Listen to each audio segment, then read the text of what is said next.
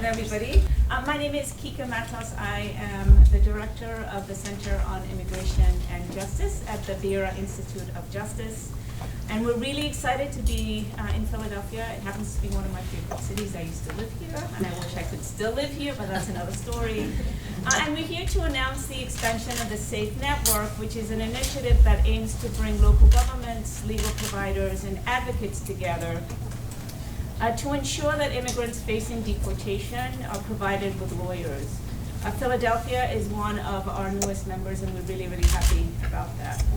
We're grateful to Mayor Kenney, who has now stepped up into a leadership role at SAFE, and he's going to help lead the national movement to make universal representation a reality. And to talk more about that, let us welcome Mayor Kenney.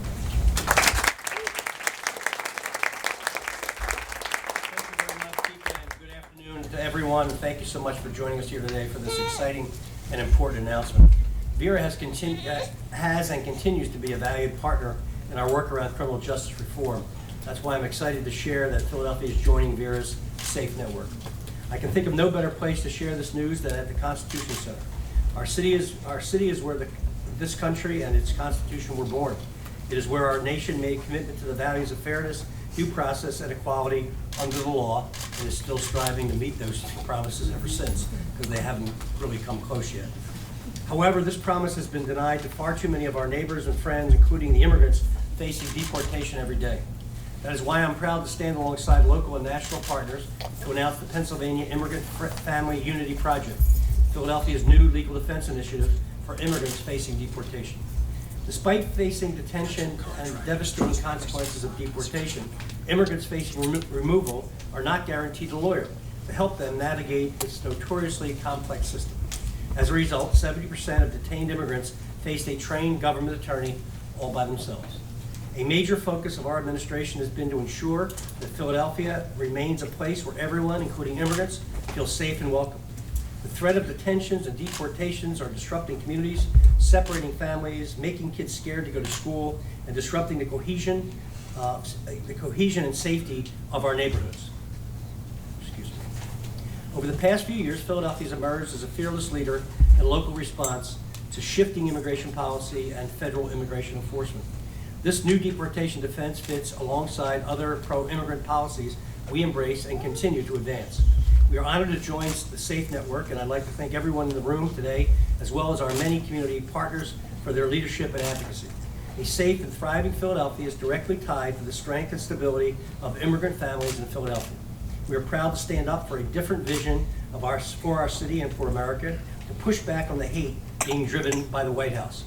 We have a vision for Philadelphia and a nation where the contributions of our immigrant neighbors are valued, and where fairness and due process for all is pursued rather than fear and division. Now it's time to make that vision a reality. Go back where you came from. I'm 60 years old. I grew up in South Philly, and I heard that said to Italians by Irish people who came from somewhere else themselves. The only people who have the right to do that would be Latino Lenape Native Americans, who could say that to people, but they wouldn't do that because they were too decent and honorable, and actually helped the refugee pilgrims who came to America as the first refugees to plant corn, to plant maize, to do what they had to do to survive. They were decent people. I had this vision of one day in heaven, or outside of heaven, because they're not going to get in. Donald Trump, Mike Pence, Tom Homan, and everybody else standing in a cyclone fence dungeon, a cyclone fence cell outside of heaven for eternity, because that's what they're going to have to do. Because what they're doing now is so anti-human, antithetical, anti-American, anti-decent. It's all terrible what they're doing. And the step that the president took yesterday when he told 4 American citizens to go back where they came from makes him an idiot, because he didn't even know they were born in Detroit and Chicago and New York. So that's the problem. And if Donald Trump ever has to go back where he came from, he's going to have to go to hell.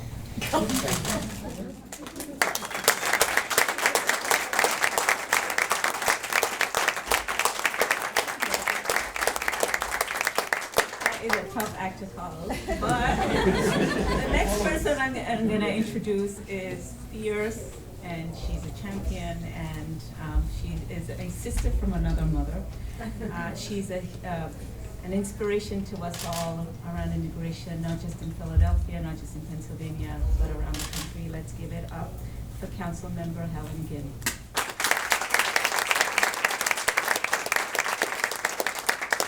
Thank you very much, and it's always a tough act to follow with our mayor, that's for sure.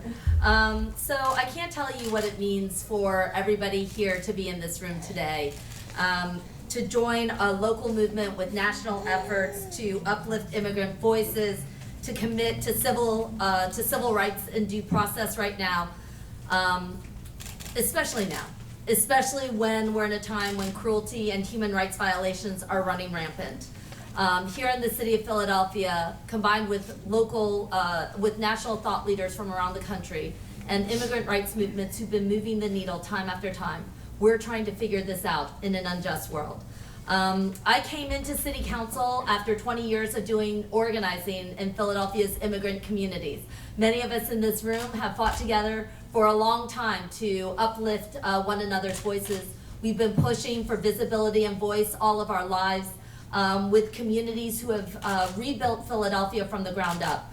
We've repopulated our economic corridors, we've put folks back into schools, and we're part of the reason why Philadelphia is on this upward trajectory, because our future is tied with an immigrant future, and that these things are truly in the spirit of the city of liberty and of revolution. And it's especially important for me to share this moment with all of us as community members, especially in the immigrant rights movement, because it was the immigrant communities of our city who truly established Philadelphia as a sanctuary city, and did it to ensure that it wouldn't just be a name or a slogan or a hashtag, but are continuing to evolve what it means to truly be in sanctuary. I'm so proud that on my very first day in office, I got to stand with Mayor Kenney as he reaffirmed the city's and reaffirmed one of the nation's strongest, actually, sanctuary city policies in the country. We stood together at the airports when the Muslim ban went into effect. We stood together to end a municipal sharing agreement with ICE. And this is what it means to stay together through something, not to just slap a name on it, but to stay together. And in the 3 years since I've been on city council, I've used everything in my power and every bit of my platform to continue to protect our immigrant neighbors from a president and a rogue agency like ICE, which is frankly hell-bent on mass deportation, human rights violations, and spreading fear. I visited families who are taking sanctuary in church basements. I've certainly marched in protest, written support letters. We've met with ICE leadership. We've fundraised for emergency DACA fees and written resolution after resolution. But for every single family that we try to help, there are countless others who are left to face their deportation proceedings alone, without a lawyer or an advocate to help them defend their rights. For the folks in the audience, we spent time in deportation, in immigration court. We've witnessed what happens in deportation proceedings. We've seen 11-year-olds go up against a federal prosecutor without a right to an attorney. We've seen migrant workers who've lived here for decades doing the best for their family and taking care of themselves and taking care of the city, quite honestly. Also going up against federal prosecutors alone, facing these folks alone, is fundamentally against our moral values. If we are looking to strip people of their right to live in the United States of America and demanding that these processes happen in court proceedings, then we should also be demanding their right to due process, their right to face off against a federal prosecutor with an equal lawyer of means that represents them. And so, working together with a diverse collaborative of community organizations and legal service providers, I am so honored to serve with Mayor Kenney, with this administration, with Miriam Enriquez from the Office of Immigrant Affairs, with our current and former city solicitor, Marcel, I see you there, thank you so much. We've worked to figure out what this is actually gonna look like. I visited New York City and witnessed what they've been able to do. Our goal is to change the fundamental power imbalance that too many immigrants face right now when they look at deportation. And the lack of an attorney should not be the only thing that separates a local resident from their family, from their community, and from life itself. This new legal defense effort moves us closer to true due process for all Americans. And here in Philadelphia, we have resolutely defended the rights of families to stay together regardless of their immigration status. We don't back down no matter what cruel, racist, and xenophobic scheme comes out of Washington, D.C. on any given week. And here today in this great city, the original home of rebels, we're showing what it looks like for cities to stand up across the nation and form the true protections that all Americans deserve. Thank you.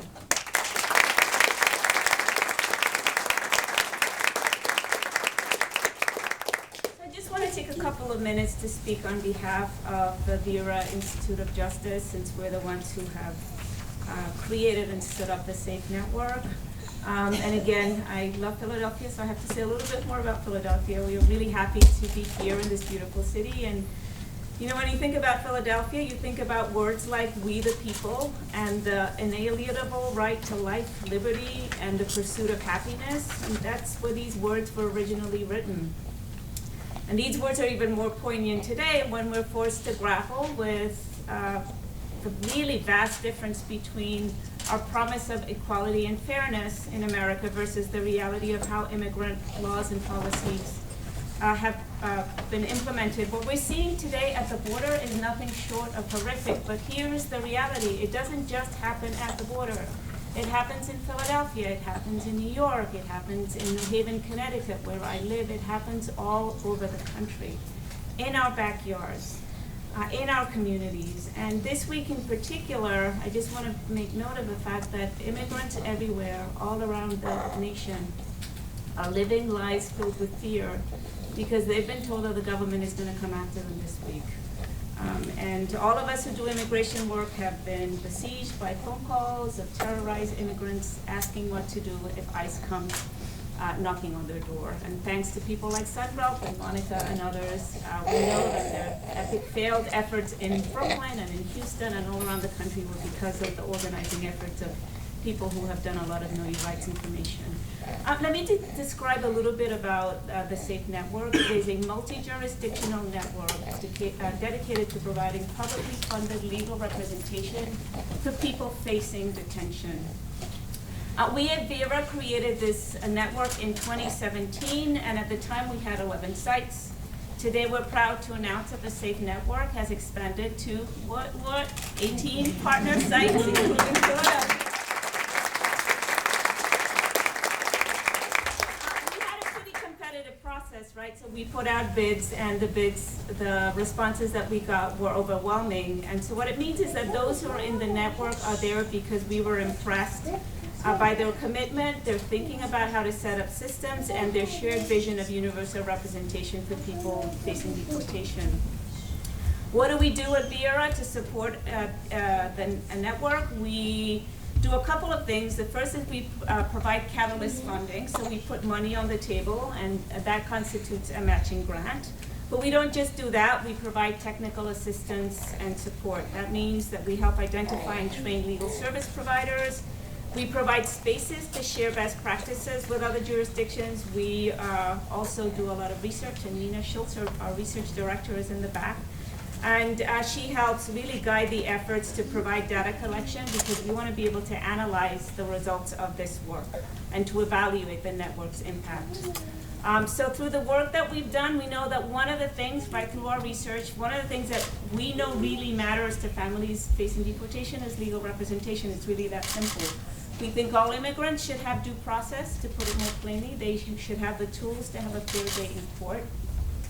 And having a lawyer who is willing and able to fight on your behalf with a lot of ferocity makes a huge difference in the lives of immigrant families. And that's what we focus on. In the first year of operation, 38, let me just share some statistics with you, just to cut to the chase here. 38% of people represented by SAFE network attorneys who completed their cases in immigration court had favorable results, allowing them to legally remain in the United States. 38%. Compare that to 3% success rate for people detained in the US who have no access to lawyers. 33% of detained clients represented by SAFE have been granted bond on parole, which means that they're able to go back to their families while their cases make their way through the legal system. Today, we're proud to be standing with Mayor Kenny, Councilmember Gim, and this amazing collaborative that is the Pennsylvania Immigrant Family Unity Project. The people of Philadelphia are some amazing leaders and organizers are here, including Fernando, who I haven't seen in about a decade. And in addition to Philadelphia, let me just say we're here to announce the news about Philadelphia's participation, but we're also here to announce the news of the expansion of our network.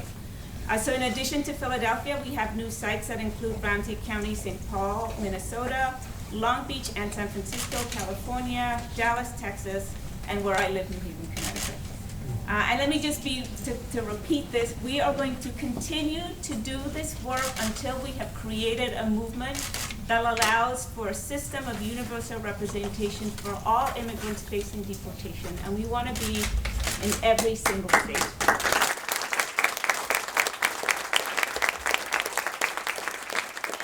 Philadelphia for hosting us. Thank you for stepping up, and thank you to the mayor. We said that we wanted you to be a leader, and so I'm just publicly saying that we're going to reach out to you to participate in public events as a leader in this movement. Let me give a shout out before I end to Annie Chen. Where is Annie? She's the director of the SAFE Network. Annie has not just been helping with the expansion and the creation of additional sites, but she is 8 months pregnant.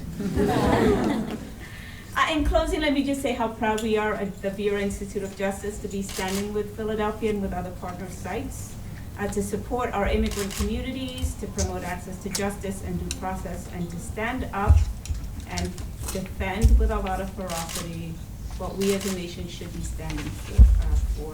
Next up, I'm going to call up the executive director of one of Philadelphia's leading nonprofit organizations that does advocacy and provides services to immigrants and Latinos in Philadelphia. Let us welcome Monica Ruiz from Casa San Jose.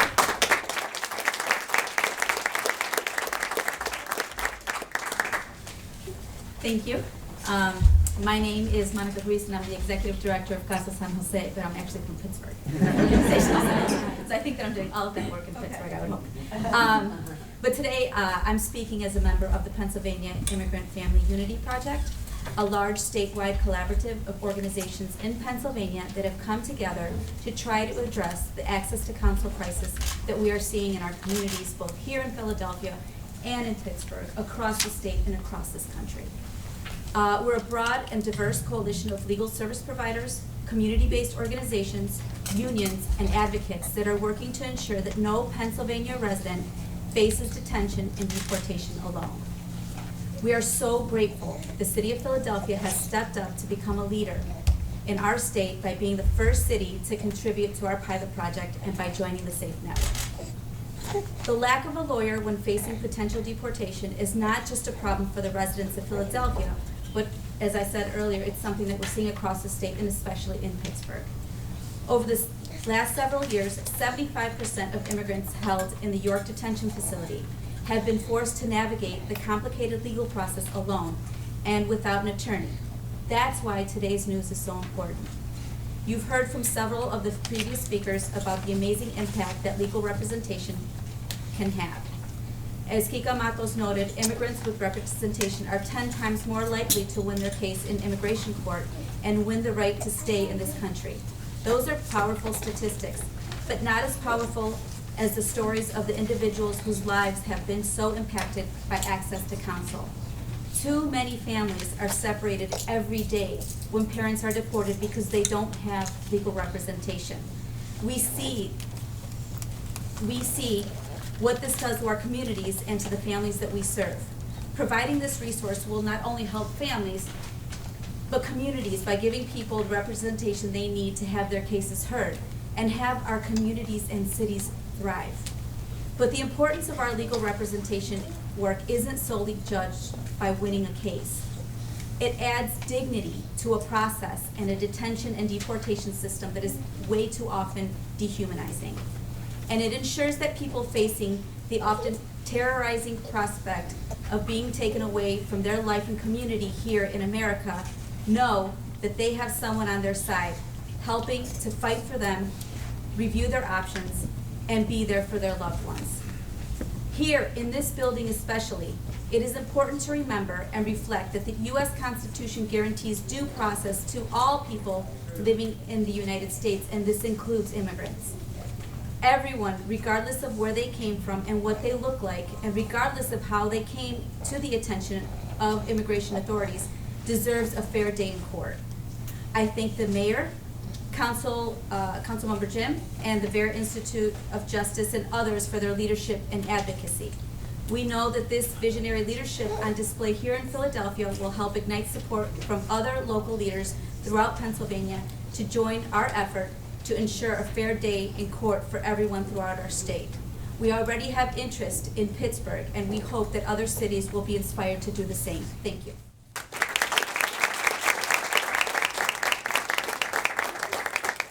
Monica from Pennsylvania, not Philadelphia.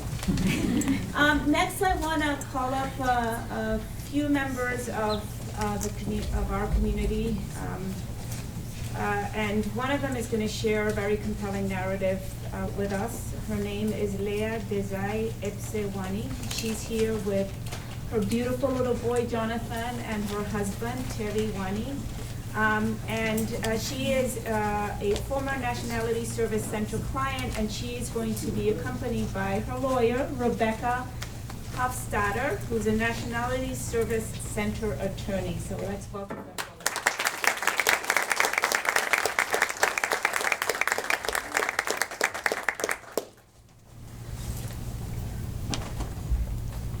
My name is Leah Wani.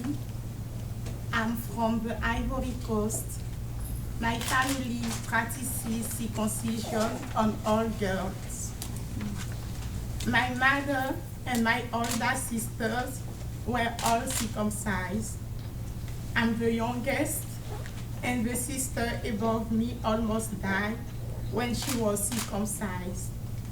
After that, my mother decided this will not happen to me. So she took me away from the family, and I stayed with a friend. When I got older, my parents promised that I would marry a man from my village who I didn't know, because he agreed to pay for my education.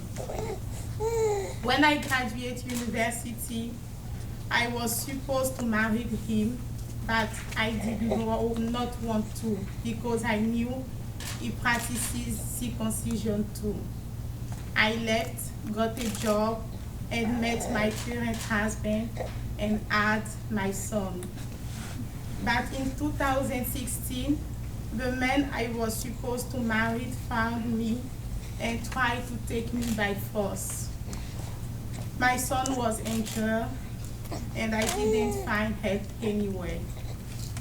I decided to come to the United States with my husband and son to seek protection. I applied for asylum in the United States, but while I was waiting for a response, my son had an accident. My husband and I were arrested, and my son was sent to foster care. My charges were dropped, but I was transferred to immigration jail and was detained there for 5 months.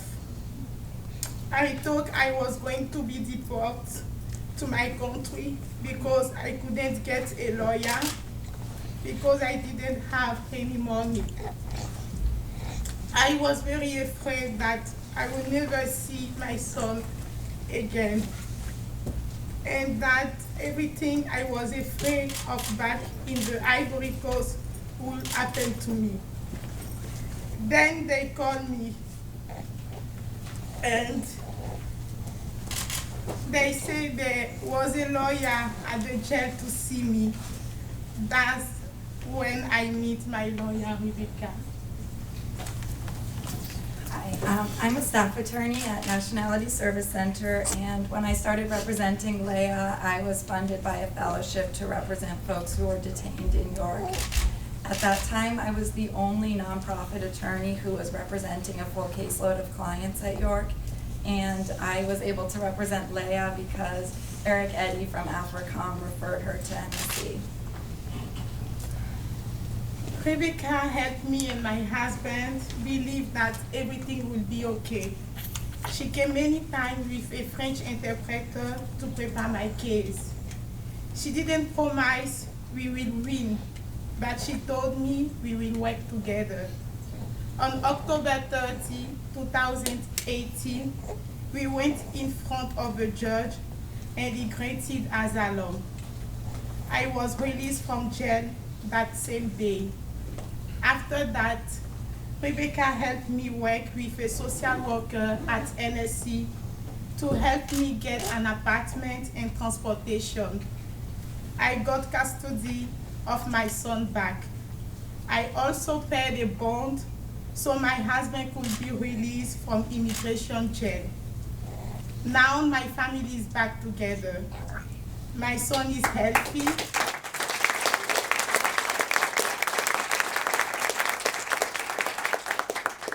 And he's in pre-care here in Philadelphia. I have a job as a cashier in a restaurant, and my husband takes care of our son. We have gotten a lot of help from Catholic Social Services, AFRICOM, Ivorian of Delaware Valley, and our church. We continue to work with Rebecca to resolve the case of my husband to immigration. My lawyer Rebecca took care of us like it was her own life. She gave us hope and made us feel like it was possible to be happy and have a good life. She helped me believe that I'm not a bad person, and she helped my family come back together. People around me in jail said that if you don't have money for a lawyer, you can't win your case. But my life is an example that if you can get a free lawyer, they can help you to stay in the United States and reconstruct your life. I hope that everyone can have a lawyer like Ayad, like Rebecca. It doesn't just mean you can win your case, it means that you can have hope and believe in yourself again. Thank you so much.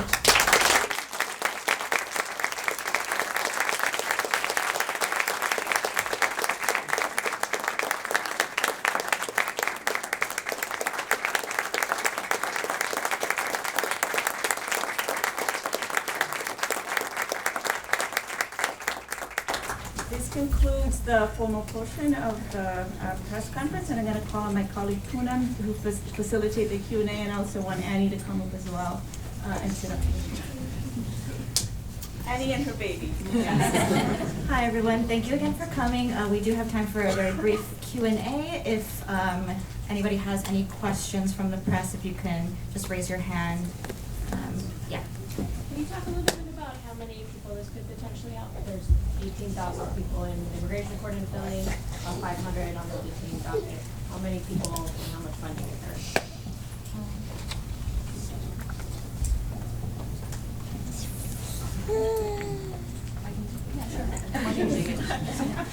We're a well-oiled machine. Hi, sorry, good afternoon. My name is Catherine Miller-Wilson. I'm the Executive Director of HIAS Pennsylvania. And the question for those of you was, how many people will this help? So $200,000 purchases approximately 2 lawyers and half a coordinator. So the lawyer for detained cases, the caseload is roughly, and I say rough with a capital R, is about 30 cases per lawyer. And that's simply because detained cases are so much more complex and time consuming, particularly in voyaging to York. So we definitely are in progress of trying to raise more money, more awareness. And one thing that I did want to point out that hasn't come up yet, it's very common, we're very grateful to Vera and the SAFE Network, because one of the things that has existed pre this administration is that detention facilities for detained immigrants are often in far off locations, which adds a tremendous challenge to representation. So, and Pennsylvania is no different.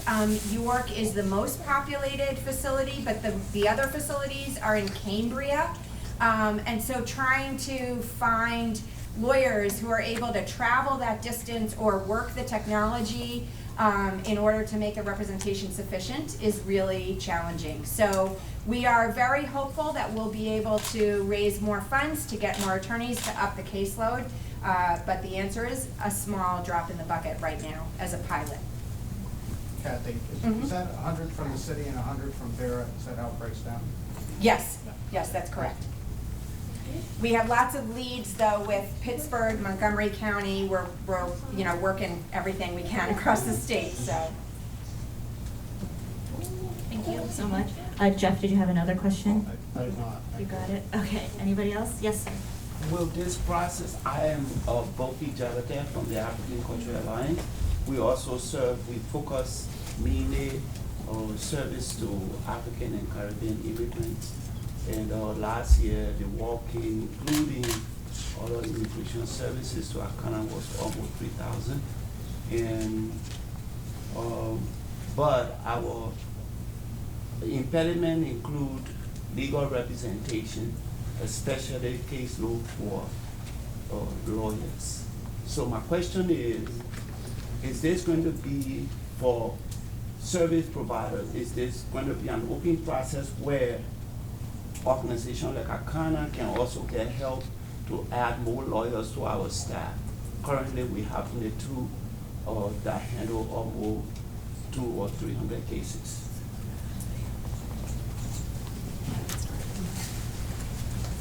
Sure. So I'm Annie from the Vera Institute. We recognize that there's a huge need in terms of due process. There's a whole spectrum of legal services need, not only here in Philadelphia and Pennsylvania, but nationally. This current fund that is being launched today is starting, as Kathy said, as a pilot project, and the current focus really is on people who are in detention at the York Detention Center. And so what we've really seen is that, for the example of New York, for example, that you can start with a pilot project and then you can really expand that over time to a much larger and comprehensive legal representation program, which is what we hope is going to happen in Philadelphia and also statewide in Pennsylvania. So as of right now, it is focused on providers that are going to be, the money is going to go directly to providers. It's going to be administered by the Vera Institute of Justice, the combination of the city funds currently and the Vera funds. We hope that there's going to be other sources of funding in the future as well. And that is going to go directly to detained legal services providers. Yes, sir.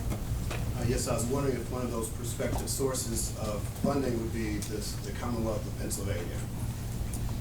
Do you want to say something about the strategy? Sure, that is definitely the ultimate goal. So we want to launch the pilot where we can. We want to then expand the pilot. And one of the major things that Vera is going to be helping us do during the pilot is gather as much data as we possibly can so that we can make our case to Harrisburg and to the state. Quick follow-up question. Are there specific legislators who you have identified who you think would be very helpful in getting this? Are you volunteering? I am volunteering, that's just why I'm here. Okay, well, there you go. Yes, in fact. You've identified one so far.